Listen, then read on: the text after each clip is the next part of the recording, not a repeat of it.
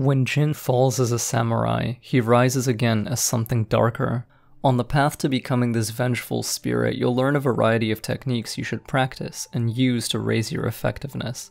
Because much of your toolkit is not available in the early game, this guide will only cover basic mindsets, introduce you to how things work, and give you tricks you can start using immediately.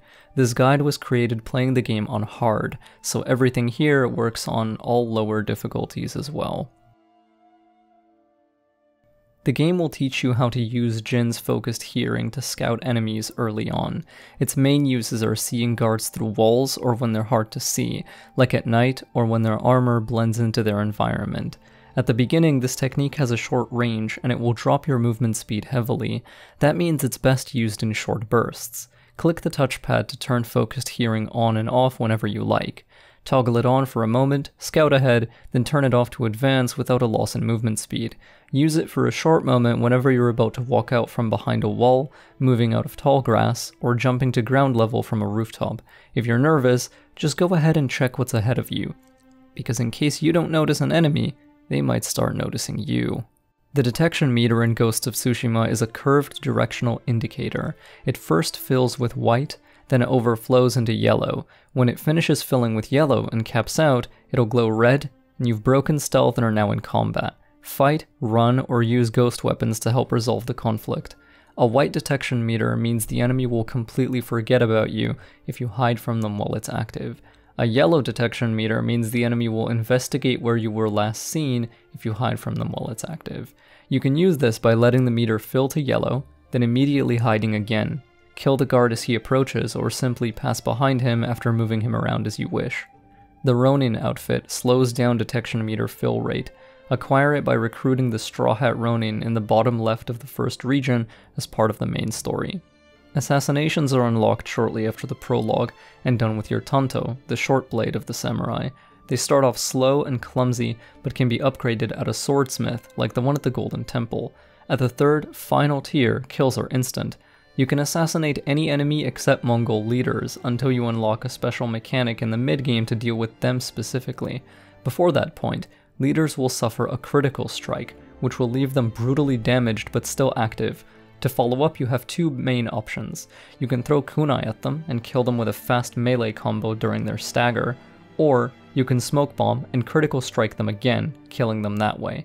Since kunai are the first ghost weapon you unlock, you can feel free to comfortably rely on the critical strike kunai melee combo to eliminate leaders so quickly and efficiently they can't respond at all. If nearby enemies see you doing this, of course they will still fight you, but if they're far enough away and they're not looking at you, no one will notice because you've locked the leader down during the kill process.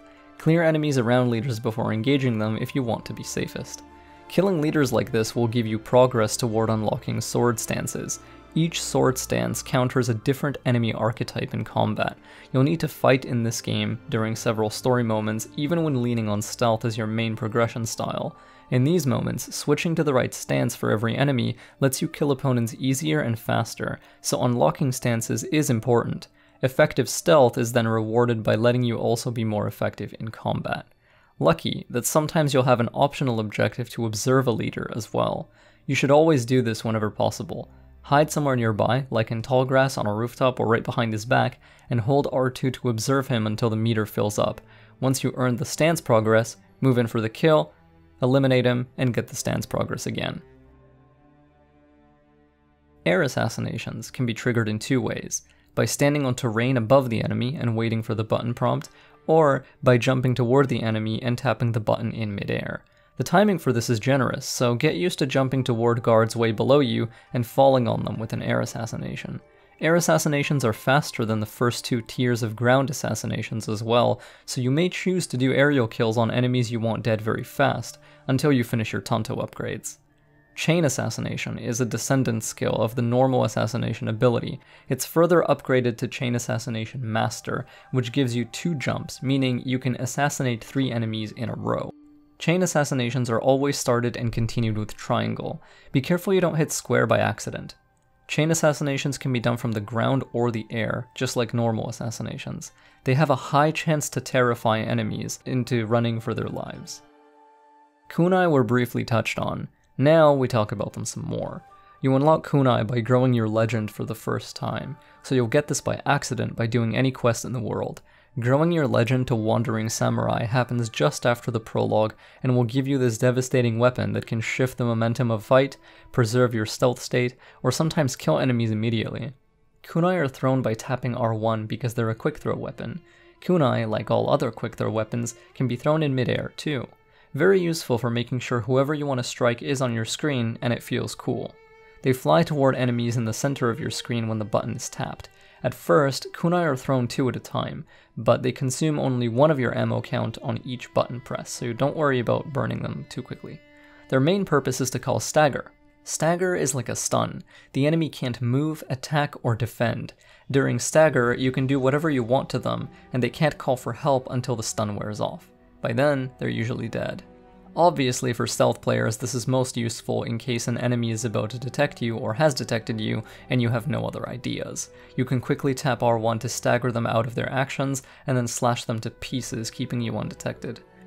Kunai can be upgraded once to be thrown 3 at a time, and then upgraded again to deal twice as much damage. These upgrades are both crucial because kunai are one of the strongest weapons in the game, not just for stealth but in general. They will save your life. They will give you space to breathe and think when you are pressured. Kunai are how you save yourself in combat and quickly cut down threats. Kunai are how you get slick multi-kills from a short distance. Kunai are how you easily kill predatory animals for their hides, or take Mongolian eagles out of the sky. Kunai are how you swiftly end the life of leaders. Finally, and most importantly for us, kunai are how you lock down people who you need to quickly kill while staying in stealth. If no one sees it happen, the rest of the area will not come for you. They're the first ghost weapon you get, the most important one, the easiest to use, and should never be ignored. Wind chimes are a ghost weapon unlocked by increasing your legend. They're a distraction item. Throw it near a guard and they will always go to it. They have an upgrade in the form of firecrackers. Chimes only attract one guard at a time. Other guards will not even look at it. Firecrackers attract all guards who hear it. Everyone in range will go to it. You can switch between wind chimes and firecrackers at will, so don't worry about losing precise control of guards when you make the upgrade. You can always pick which one to throw. An easy way to use wind chimes is to attract a guard to a position that makes him an easy stealth kill, or makes him an easy bow headshot. Firecrackers can be used to turn other guards away from someone you're trying to kill so they don't see you doing it, or away from an area you want to pass through. You can also use firecrackers to lure multiple guards in range for a chain assassinate, like this.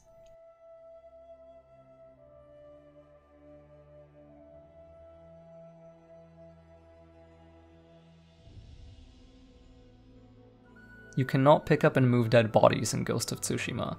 That means killing them in the right spots is how you keep others from finding them. Moving guards around using wind chimes, firecrackers, and your own body before making the kill is an easy way to do this. There's another way, but we'll talk about that in a minute. First, we need to talk about our old best friend. Smoke bombs are a ghost weapon unlocked by increasing your legend. Throwing one down envelops the surrounding area in a thick cloud of swirling smoke. Inside this cloud, enemies can be attacked freely and cannot defend themselves, but they can also be assassinated directly, so this can turn fights around by letting you remove opponents instantly. You can also choose to run away. Smoke bombs are useful when severely outnumbered, or when you want to quickly kill a group. Since they're so powerful, at first you can only carry one until you upgrade your capacity. Use this tool with wisdom. Smoke bombs have a descendant skill that adds healing to them whenever you use one.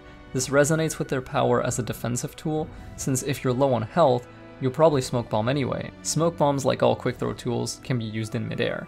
If you're quick enough, you can even trigger air assassinations right after, before Jin even hits the ground. Early in the game, you will have the option of pursuing stories with Ishikawa-sensei. Do this as soon as possible, and unlock your half-bow, a reliable mid-ranged attack.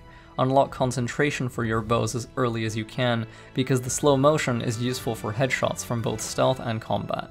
Enemies without a helmet are instant silent kills with an arrow to the head.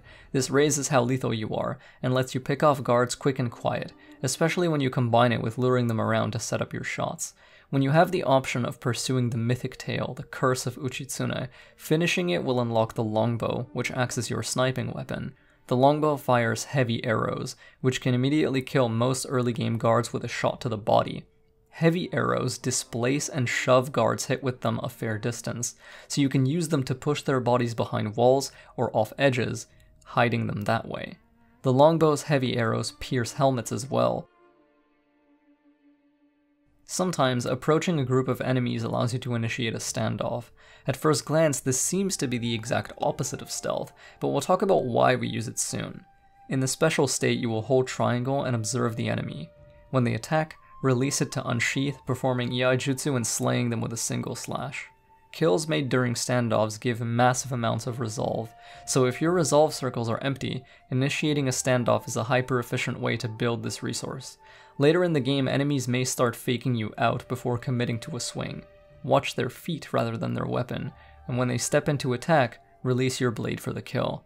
Standoff Streaks, a perk descendant from the base standoff ability, let you get up to 3 free kills on an encounter very quickly while also filling out your resolve. So you can think of them like the brother mechanic to chain assassinates.